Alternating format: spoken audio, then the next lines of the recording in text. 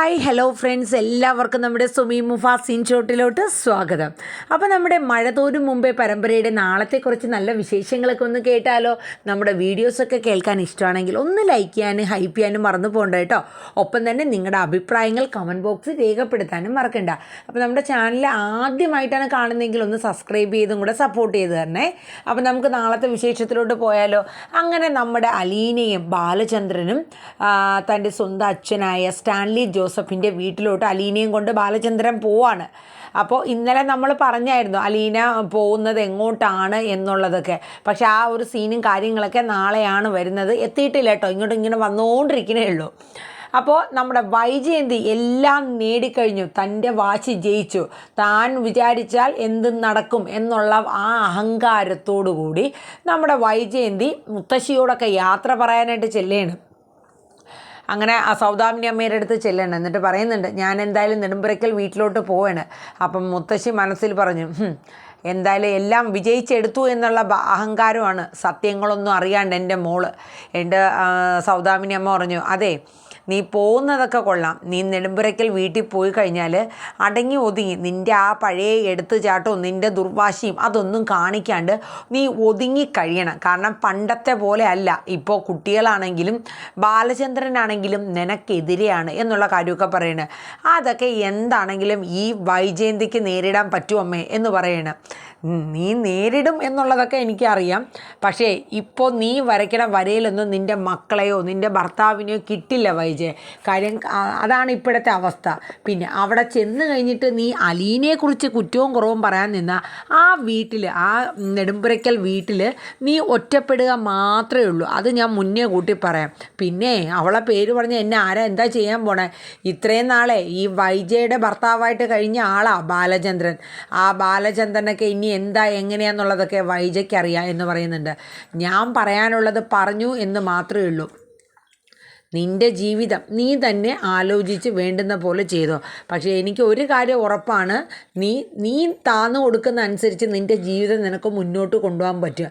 അതല്ല നിൻ്റെ അഹന്തയും നിൻ്റെ അഹങ്കാരവും ഒക്കെയാണ് നീ പിടിക്കണ കാര്യത്തിൽ, അതായത് നീ പിടിക്കണ മുയലിന് 3 കൊമ്പെന്നുള്ള രീതിയിലാണ് നീ മുന്നോട്ട് പോകണമെങ്കിൽ വൈജയ്, നീ നല്ല രീതിയിൽ ആ വീട്ടിൽ നിൽക്കൂല എന്നുള്ളതും മുത്തശ്ശി പറയുന്നുണ്ട്. ഒരു നിമിഷം അമ്മയുടെ മുന്നിലൊന്ന് തല കുനിച്ച് നിന്ന്, കാരണം വൈജയ്ക്കൊന്നും പറയാൻ കിട്ടുന്നില്ല. എന്നുവെച്ചാൽ സ്വയം അമ്മ തന്നെ മകൾ അഹങ്കാരി എന്ന് പറഞ്ഞ് ഉപദേശം കൊടുക്കുകയാണ്. അതിൽ പിന്നെ മകൾക്ക് പ്രത്യേകിച്ച് പറയാനായിട്ടുള്ളൊരു വോയിസ് ഒന്നും കിട്ടുന്നില്ല കേട്ടോ. അങ്ങനെ വൈജയന്തി അമ്മയുടെ റൂമിൽ നിന്ന് പുറത്തിറങ്ങി കഴിയുമ്പോൾ നമ്മുടെ ഗംഗാധരനും ശിവശങ്കരനൊക്കെ ഉണ്ട്. അപ്പോൾ ഇനി എന്താണ് നിൻ്റെ അടുത്ത നീക്കം എന്നുള്ളത് അവർ ചോദിക്കുന്നുണ്ട്. ഇനി എന്താ, ഞാൻ എൻ്റെ വീട്ടിലോട്ട് തന്നെ പോകുന്നുണ്ട്. എന്തായാലും എൻ്റെ മനസ്സിൽ ഞാൻ പറഞ്ഞ കാര്യം എനിക്കത് നടന്നു. ഇനി എനിക്കൊന്നുമില്ല, ഇനി എൻ്റെ കുടുംബം അതെനിക്കറിയാം എങ്ങനെ മുന്നോട്ട് കൊണ്ടുപോകണമെന്നുള്ളത്. അതിലിനി മറ്റാരും ഇടപെടണ്ട. എന്തായാലും ഇത്രയും ചെയ്തു തന്നതിന് വലിയ ഉപകാരം എന്നിങ്ങനെ പറയുന്നുണ്ട് കേട്ടോ. അപ്പോൾ ഗംഗാധരൻ പറഞ്ഞു, നിന്നെ ഞങ്ങൾ കൊണ്ടാക്കണമെന്ന് ചോദിക്കുന്നുണ്ട്. പക്ഷേ വൈജയന്തിനെ കൊണ്ടാക്കുന്നത് നമ്മുടെ മനുവാണ് കേട്ടോ. മനുവാണ് വൈജയെ കൊണ്ടുവന്ന് നെടുമ്പുരയ്ക്കൽ വീട്ടിലോട്ടാക്കുന്നത്. അങ്ങനെ നമ്മുടെ കമലയ്ക്കും രഞ്ജുനും ഒക്കെ ഒരാശ്വാസമാവുകയാണ്. കാരണം ഇത്രയും നാളും കമലയ്ക്ക് അമ്മയെ മാത്രം നോക്കിയാൽ പോരാ, മോളെയും അതായത് നാത്തൂനെയും കൂടെ നോക്കേണ്ട ഒരു അവസ്ഥയായിരുന്നു കമലയ്ക്ക് വന്നത്. 3 നേരം കറക്റ്റ് തിന്നുന്ന നേരം വന്ന് മേശപ്പുറത്ത് ഇരിക്കുകയല്ലാണ്ട് ഒരു പാത്രം എടുത്ത് വയ്ക്കാനായിട്ട് അവൾ വരില്ല. ഓ, എൻ്റെ തലേന്ന് ഈ ഭാരം ഒന്ന് ഒഴിഞ്ഞു കിട്ടിയല്ലോ, ഇനി തിരിച്ച് വരാണ്ടിരുന്നാൽ മതിയായിരുന്നു എന്നായിരുന്നു കമലയുടെ പ്രാർത്ഥന. അങ്ങനെ വൈജയന്തി എല്ലാവരുടെ അടുത്തും പറഞ്ഞിട്ട് നെടുമ്പുരയ്ക്കൽ വീട്ടിലും നമ്മുടെ മനുശങ്കറിനൊപ്പം വരെയാണ്. അങ്ങനെ വീടെത്തേണ്. അങ്ങനെ വൈജയന്തിയുടെ കാല് നെടുമ്പുരയ്ക്കൽ വീട്ടിലോട്ട് ഊന്നാൻ പോവുകയാണ്. തൻ്റെ കാല് ഇനി ഈ വീട്ടിലോട്ട് കുത്തണമെങ്കിൽ അലീന എന്ന് പറയുന്ന ആ പിടച്ചവൾ ഈ വീട്ടിലുണ്ടാകാൻ പാടില്ല എന്ന ഒരേ ഒരു വാശിയായിരുന്നു കേട്ടോ.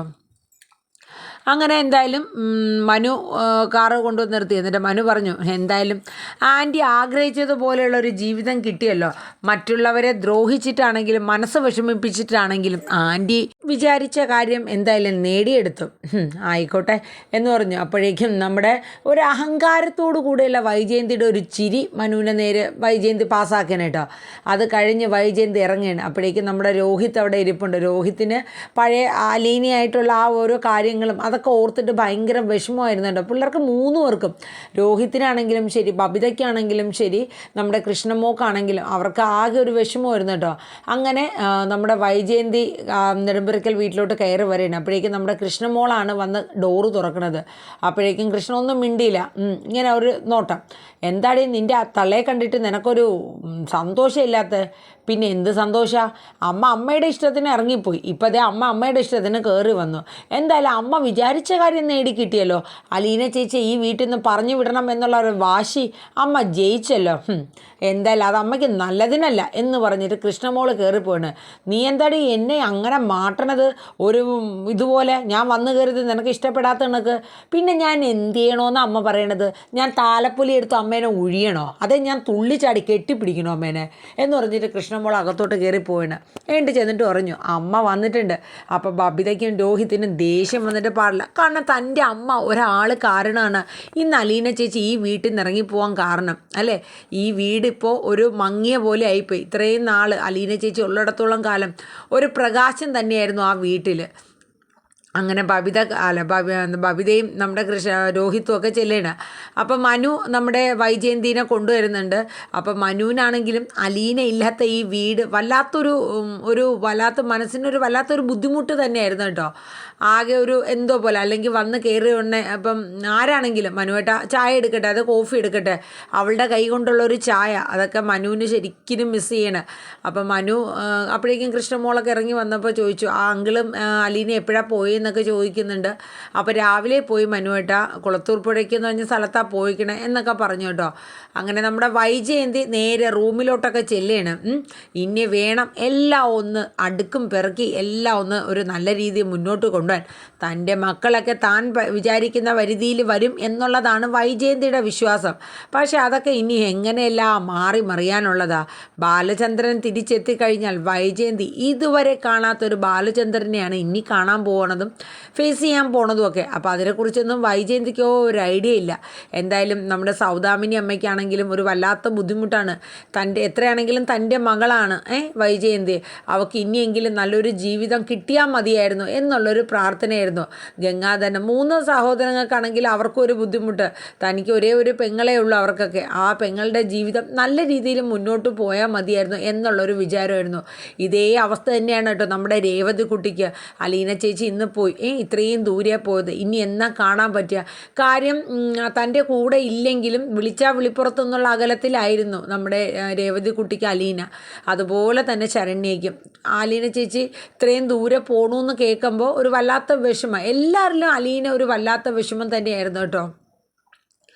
അപ്പോൾ ഇന്നലെ ഞാൻ പറഞ്ഞൊരു സീനും കാര്യങ്ങളാണ് വരുന്നത്. അതായത് നമ്മുടെ ബാലചന്ദ്രൻ വണ്ടി പോകുന്ന വഴിക്ക് ഒരു സ്ഥലത്ത് ഒതുക്കി നിർത്തിയിട്ടാണ് പറയണത് നമ്മൾ പോകുന്ന കുളത്തൂപ്പുഴയ്ക്കാണ്. ലാലിച്ചൻ എന്ന് പറയുന്ന ഒരാളുടെ വീട്ടിലാണ് പോകുന്നത്. കഴിഞ്ഞ ദിവസം നമ്മളെ വീട്ടിൽ വന്നില്ലായിരുന്നോ ഒരു പ്ലാന്റർ ലാലിച്ചൻ, അയാളുടെ വീട്ടിലാണ്.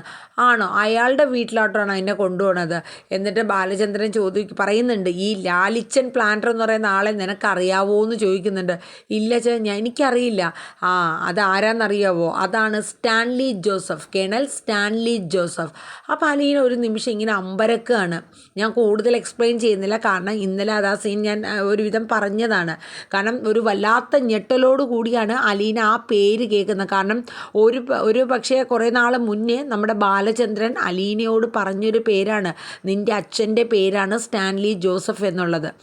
അങ്ങനെ അലീന ആ പേര് കേൾക്കുമ്പോൾ അല്ല അപ്പോൾ അത് എൻ്റെ അപ്പച്ചനല്ലേ അച്ഛ എന്ന് ചോദിക്കുന്നുണ്ട്.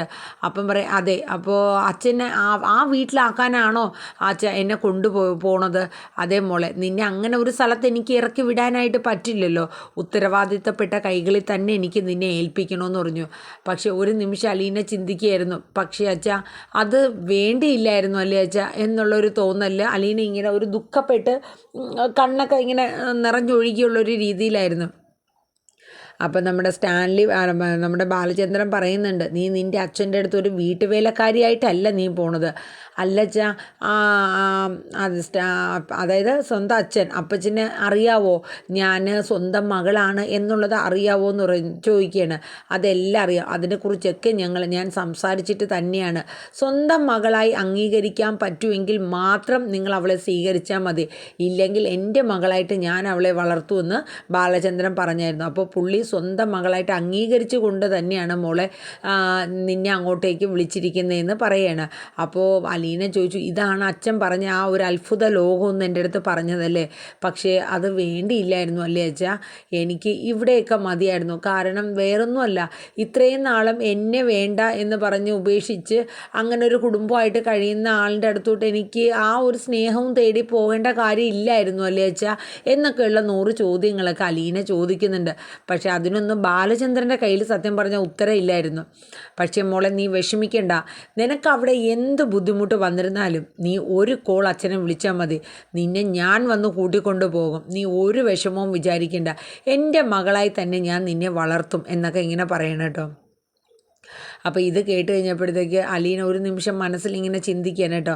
അതായത് തൻ്റെ അമ്മയുടെ പിടിവാശി കാരണമാണ് താൻ അവിടെ നിന്ന് പോകുന്നത്. ഒരു പക്ഷേ അമ്മയ്ക്ക് അങ്ങനെ ഒരു പിടിവാശിയൊന്നും ഇല്ലായിരുന്നുവെങ്കിൽ ഈ നിമിഷം ഞാൻ അച്ഛൻ്റെ കൂടെ തിരിച്ചു പോയിന്.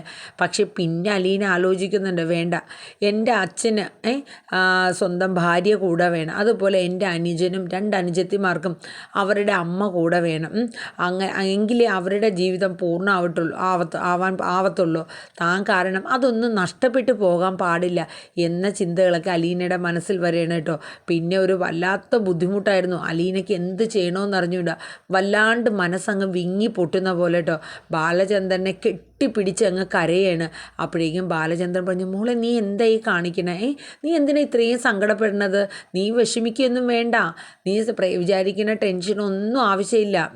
നിൻ്റെ അച്ഛനല്ലേ അവിടെ കൊണ്ടുവന്നാക്കണത്, ആ ഉത്തരവാദിത്വവും വിശ്വാസവും ഒക്കെ അച്ഛനുണ്ട്, നീ പേടിക്കണ്ട എന്നൊക്കെ പറഞ്ഞ് കണ്ണൊക്കെ തുടക്കിയാണ്. ദേ ഇത് റോഡാ, ഇവിടെ കിടന്ന് കരഞ്ഞ ആൾക്കാരെന്താ ഏതാണെന്നൊന്നും പറയണേന്ന് പറയാൻ പറ്റില്ല കേട്ടോ, അതുകൊണ്ട് കരയൊന്നും വേണ്ട, ആ കാറിലോട്ട് കയറുമെന്ന് പറഞ്ഞ് അലീനെ സമാധാനിപ്പിച്ച് ബാലചന്ദ്രൻ കാറിലോട്ട് കയറ്റിയാണ് കേട്ടോ. നമ്മുടെ സ്റ്റാൻലിയുടെ വീട്ടിലാണെങ്കിൽ ഭയങ്കര ഒരുക്കങ്ങളാണ്. നമ്മൾ കഴിഞ്ഞ ദിവസം പറഞ്ഞായിരുന്നു അല്ലേ, നമ്മുടെ ആൻ്റപ്പനും ഒക്കെ ചേർന്ന് പൗലോസും ഒക്കെ ചേർന്നിട്ട് ഭയങ്കര ഗംഭീരമായ സ്വീകരണമാണ്. ഏതൊരു VIP വരണു എന്നുള്ള മട്ടിലാണ് അവിടെ സ്വീകരണങ്ങളൊക്കെ എല്ലാം റെഡിയാക്കണത്. സ്റ്റാൻലി ഓരോന്നും എടുത്തെടുത്ത് പറഞ്ഞാണ് ഓരോ കാര്യങ്ങളും റെഡിയാക്കുന്നത് കേട്ടോ. അങ്ങനെ നമ്മുടെ അലീനയെ ബാലചന്ദ്രനെ മിക്കവാറും ഇതുവരെ എത്തിയില്ല, നമ്മൾ ഇന്നലെ മുതൽ കാത്തിരിക്കുകയാണല്ലേ നമ്മുടെ ബാലചന്ദ്രനും അലീനയെ മിക്കവാറും സ്റ്റാൻലിയുടെ അടുത്ത് എത്തുന്നതും കാത്ത്. അങ്ങനെ ഒടുവിൽ എന്തായാലും നാളെ നമ്മുടെ അലീന നമ്മുടെ സ്റ്റാൻലി ജോസഫിൻ്റെ വീട്ടിലെത്തുകയാണ്. അവിടെ എത്തിക്കഴിയുമ്പോൾ അമ്പരപ്പോടുകൂടി തന്നെ നമ്മുടെ അലീന നോക്കുന്ന ചുറ്റിനും. കാരണം വേറൊന്നുമല്ല, ഇത്രയും വലിയ വീട്ടിൽ അതും ഒരു 4-5 പട്ടികൾ, അങ്ങനെ ആ ഒരു ഭീകരമായ കാഴ്ചകളാണ് ചെന്നിറങ്ങുന്ന അലീന ആദ്യം കാണുന്നത്. ബാലചന്ദ്രൻ അലീനയുടെ കൈ പിടിച്ച് സ്റ്റാൻലി ജോസഫിൻ്റെ വീട്ടിലോട്ട് കയറുന്ന ആ ഒരു രംഗമാണ് നമ്മൾ നാളെ കാണാൻ പോകുന്നത്. അപ്പോൾ എന്തായാലും നമുക്ക് കാത്തിരിക്കാം അല്ലേ, നമ്മുടെ അലീനയുടെ വിശേഷം എന്തായി തീരും. നമ്മുടെ സ്റ്റാൻലി ജോസഫ് ആദ്യമായിട്ട് തൻ്റെ മകളെന്ന് വിളിച്ച് ആ മകളെ അകത്തോട്ട് കൊണ്ടുപോകുന്ന ആ സീനും കാര്യങ്ങളൊക്കെ ഒരു കാണേണ്ട ഒരു ഇമോഷണൽ സീൻ തന്നെയാണല്ലേ. പക്ഷേ സത്യം പറഞ്ഞ സ്റ്റാൻലി ജോസഫിനാണെങ്കിൽ നമുക്ക് കുറ്റപ്പെടുത്താൻ പറ്റില്ല. കാരണം അയാൾക്കറിയില്ലായിരുന്നു തനിക്കും വൈജയന്തിക്കും ഇങ്ങനൊരു മകൾ ജീവിച്ചിരിപ്പുണ്ട് എന്നുള്ളത്. ആ മകൾ മരണപ്പെട്ടു എന്നുള്ളതാണ് സ്റ്റാൻലി അറിഞ്ഞ ആ ഒരു ഇതിൽ കിട്ടിയ വിവരം. കാരണം അതിൽ സ്റ്റാൻലിയുടെ ഫാമിലിയും അതുപോലെ വൈജയന്തിയുടെ ഫാമിലിയും ഒരുപോലെ കളിച്ചതുകൊണ്ടാണ് സ്റ്റാൻലിക്ക് ഒരുപക്ഷെ തൻ്റെ മകളെയും വൈജയന്തിയൊക്കെ നഷ്ടപ്പെടാനുള്ള കാരണം.